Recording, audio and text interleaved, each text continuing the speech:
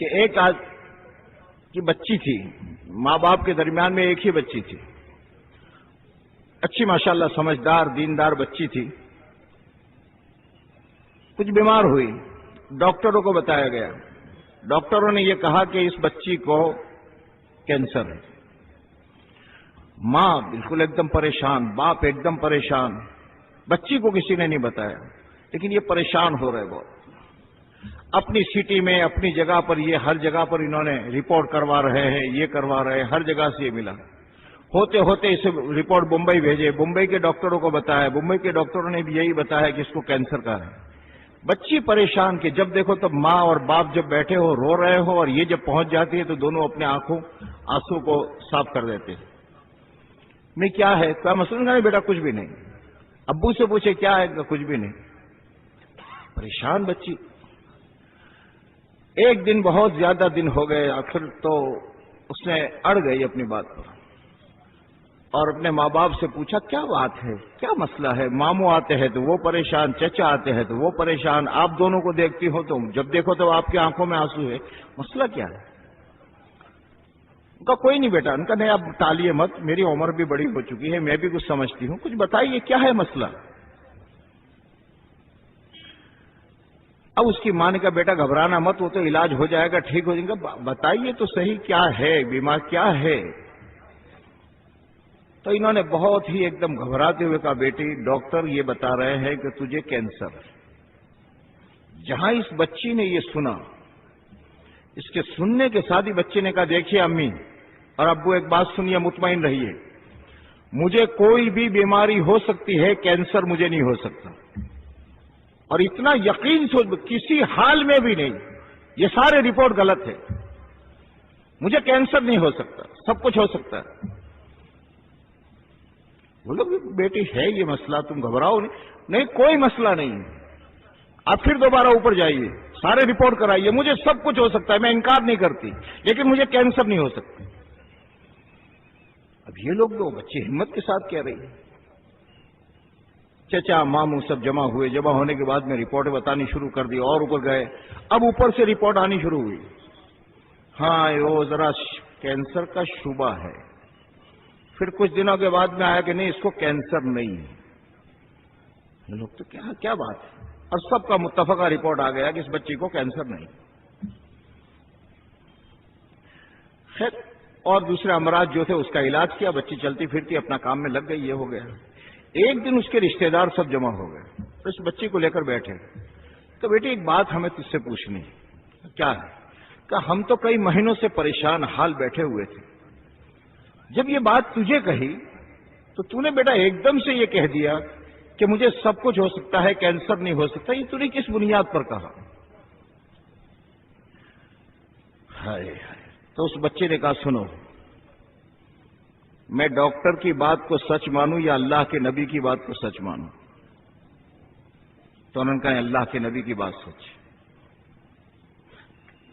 کہ ایک حدیث پاک میں نے ایک دعا پڑھی تھی کہ آدمی کسی مریض کو دیکھے یا کسی مبتلا حال کو، پریشان حال کو دیکھے اور یہ دعا پڑھ لے تو اس پریشانی میں اور اس بیماری میں اللہ اسے مبتلا نہیں کریں گے۔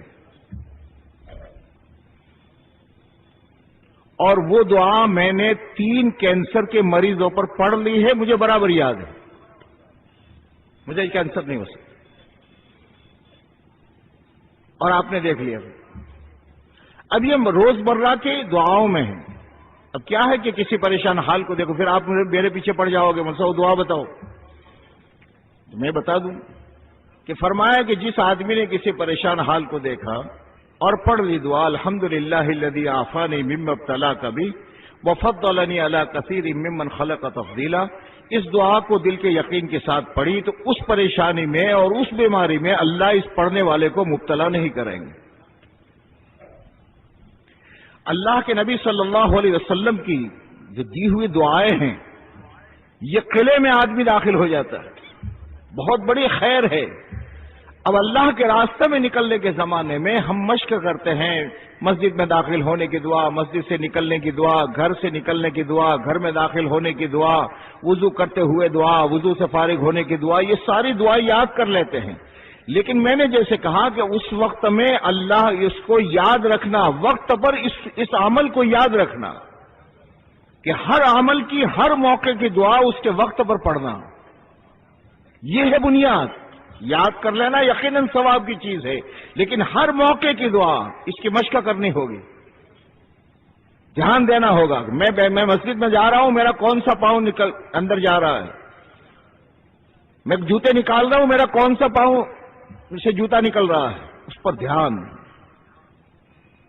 اس لیے ہر موقع کی دعائیں ہیں اللہ کے نبی علیہ الصلوۃ والسلام نے دی ہے۔ نماز پڑھی، اب نماز کے بعد کی دعائیں کیا ہیں کہ جہاں امام نے سلام پھیرا، اب سلام پھیرنے کے بعد اللہ کے نبی صلی اللہ علیہ وسلم کیا پڑھتے تھے، اور یہ ہمارے معمول میں آ جائے کہ اللہ کے نبی علیہ الصلوۃ والسلام اللہ اکبر اللہ اکبر اللہ اکبر اللہ اکبر، ایک مرتبہ پڑھنے کے بعد 3 مرتبہ استغفر اللہ استغفر اللہ استغفر اللہ، اللہم انت السلام ومنک السلام، اللہم لا مانع لما اعطیت ولا معطی لما منعت ولا ينفع ذا الجد منک الجد۔ ہر عمل کے وقت کی جو دعائیں ہیں، ان دعاؤں کو اس کے وقت پر پڑھنا۔ صبح ہو گئی، گھر سے نکلے، اب دعا پڑھ لی، بسم اللہ توکلت علی اللہ لا حول ولا قوت الا باللہ۔ جانتے ہو کتنی بڑی چیز ہے، ہم نے یاد تو کر لی، لیکن گھر سے نکلتے وقت میں ہمارا یہ معمول بن جائے کہ جب آدمی گھر سے نکلتا ہے اور یہ پڑھتا ہے بسم اللہ توکلت علی اللہ لا حول ولا قوت الا باللہ، ایک فرشتہ ہے جو فوراً اس کا جواب دیتا ہے، ہدیت و وقیت و کفیت،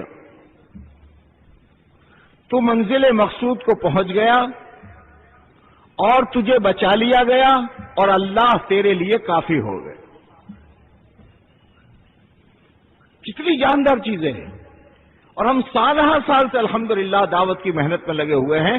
ہمارا تو قدم قدم پر اللہ کی ذات سے وہ تعلق بنے کہ گھر سے نکلے، قدم نکالنے سے پہلے فوراً دعا یاد آ جائے، سب یہ دعا